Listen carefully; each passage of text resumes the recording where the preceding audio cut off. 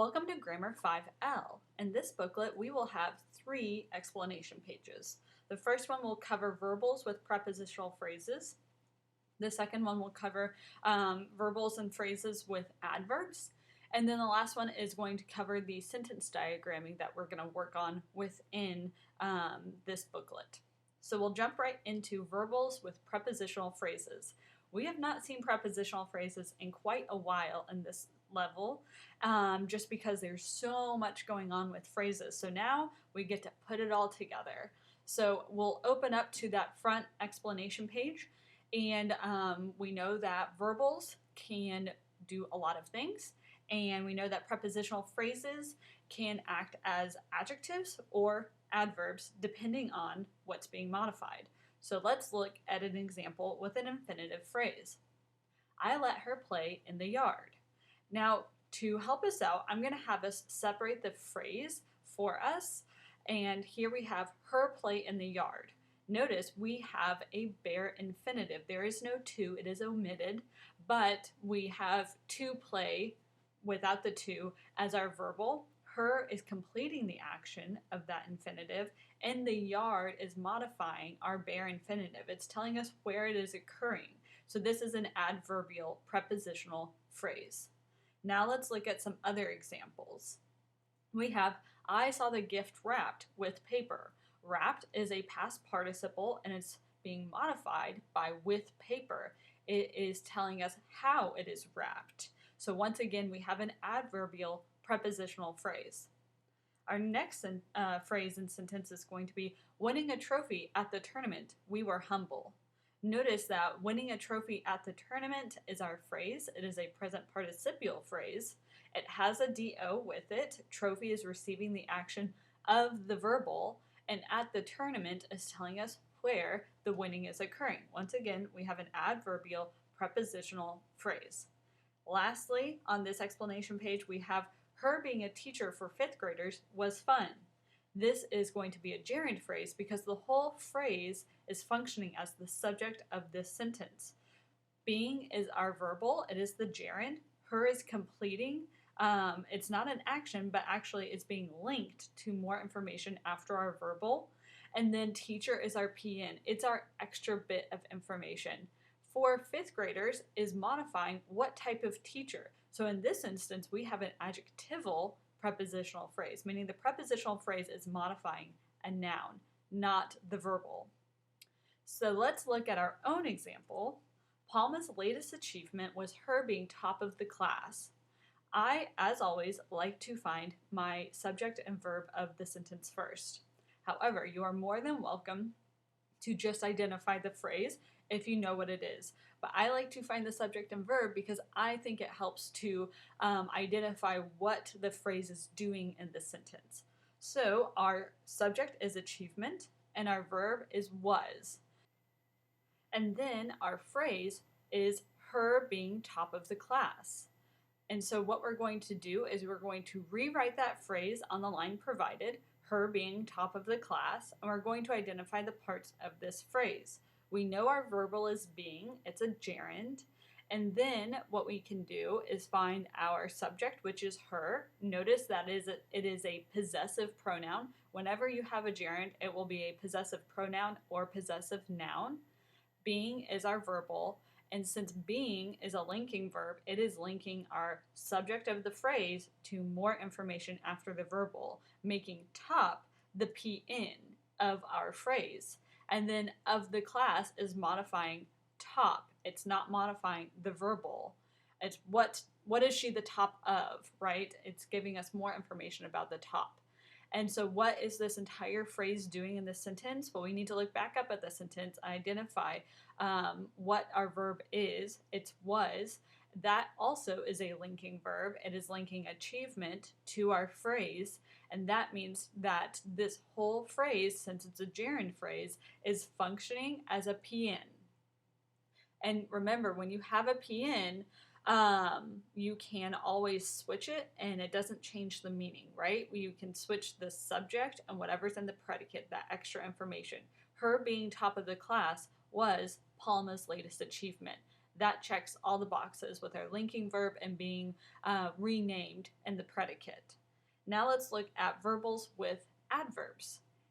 Let's look at our explanation page. So we've already seen past and present participles with adverbs, very straightforward. So now we're going to look at it with gerunds and infinitives. So we're going to use a lot of the same type of examples as we used on the previous explanation page. I let her play around. Once again, we have our phrase. Her is the subject of the phrase.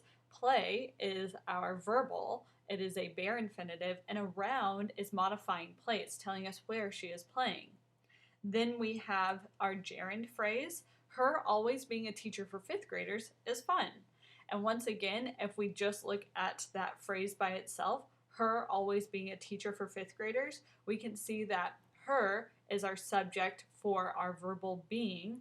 Always is modifying when this state of being is occurring. And then teacher is renaming who she is in the predicate. It's the PN. And then, of course, for fifth graders is telling us what type of teacher she is. And then below I have the examples of the participial phrases previously used in another booklet in 5K, I believe. So now we will look at our own type of example sentence. The truck hauled the packages to hopefully deliver presents by the holidays. Once again, I like to start with the subject and verb of this sentence. So I have truck as the subject and hauled as our verb. And then we have our phrase. What is our phrase? It's to hopefully deliver presents by the holidays. Notice that the packages is the direct object of the sentence. I did not label it, but if it helps you while you're doing your work to identify all the parts of the sentence, please do so. I will rewrite our infinitive phrase on the line, to hopefully deliver presents by the holidays. And we know that our verbal is to deliver. It is a split infinitive. It is common for infinitive phrases with adverbs to have the adverb split the infinitive. And so since our verbal to deliver is an action, let's see if we have something receiving the action. We do. It's presents. Presents are the things being delivered, receiving the action of the verbal. Hopefully is an adverb modifying our verbal. And by the holidays is an adverbial phrase telling us when they will be delivered, hopefully. So now we need to identify what this phrase is doing in the sentence. To hopefully deliver presents by the holidays. Well, we know it's not the direct object because that's the packages. The packages is receiving the action of the sentence, which is to haul. It's definitely not the subject of the sentence, so we can rule out that this is not functioning as any type of noun in this sentence. Instead, it's modifying a word. It's modifying the verb hauled. It's why it's being hauled, how it's being hauled, to hopefully deliver presents by the holidays.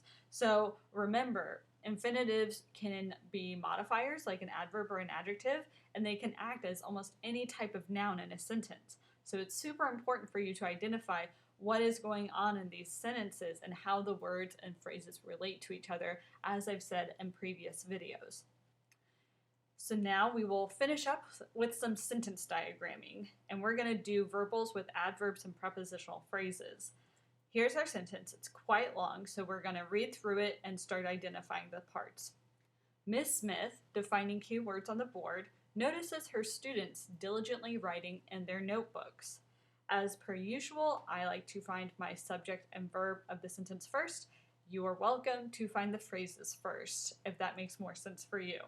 So I know that my subject is Miss Smith, and the action Miss Smith is completing is notices. She's noticing something. What is she noticing? She's noticing this entire phrase, her students diligently writing in their notebooks. Remember, you want to include every bit of the phrase in these brackets, and you need to identify that in their notebooks is part of that phrase, because if we take it out of that phrase, it really is not going to make sense with our verb notices or with our subject Miss Smith. It is a part of our gerund phrase. And that whole gerund phrase, as I mentioned, is acting as the direct object. It's what's being noticed. It's receiving the action. Within the phrase, as you can tell, there's a lot going on, and I just like to identify the main parts of the phrase, just like the main parts of the sentences. So I'm going to underline the subject of the phrase, and then everything else in there outside of the verbal is a modifier. So I'm not going to do anything with that because that gets really messy really fast, but at least we know a major part of this phrase. Then we have our last phrase, defining keywords on the board. Notice that this is a present participial phrase, modifying Miss Smith. Defining keywords on the board. It's how she is, it's what she's doing. It's giving us more information about the subject.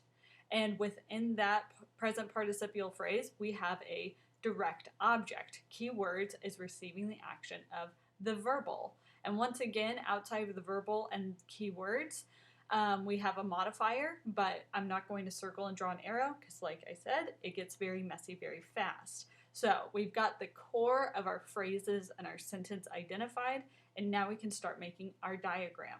So we're going to start with one long line. We're intersecting that, so we have a subject and a predicate, and we know that we have a direct object, so we make a short little line. And this is the core of our sentence. And to identify our direct object, we know that it's a gerund phrase, so we need to put the pedestal, and then what we do, since it's a gerund, we make a little step, just like that. Since our gerund has a subject, I make a short little line, and then that subject has a modifier, so I make a diagonal line off of where the subject will be. And then the verbal itself has modifiers, so I draw a line for the adverb, and then I make a little tableau for our prepositional phrase. Our OP in that prepositional phrase also has a modifier, so I draw another diagonal line. Notice that the modifier for the subject goes underneath the subject. The modifiers for the gerund go into that section of the pedestal of the gerund phrase. And then we have our participial phrase, so we need to start with a curved line. And since that participle has a direct object, I like to draw a little tail on it and then separate that out by a short little line. And we have an adverbial prepositional phrase. It is modifying our verbal, so that means we need it to come off of the verbal itself, not the direct object of the verbal. And that prepositional phrase has a modifier, so we draw one more diagonal line. This is our diagram for this sentence. Hopefully, as we went through that, it all makes sense. And we'll just start filling it out right now, and it'll all kind of fall into place. So we have our subject and our verb. Miss Smith notices. That's the core of our sentence. Our direct object is that entire gerund phrase. So we're going to start with the verbal, and we're just going to slowly come out and look at it and build it up.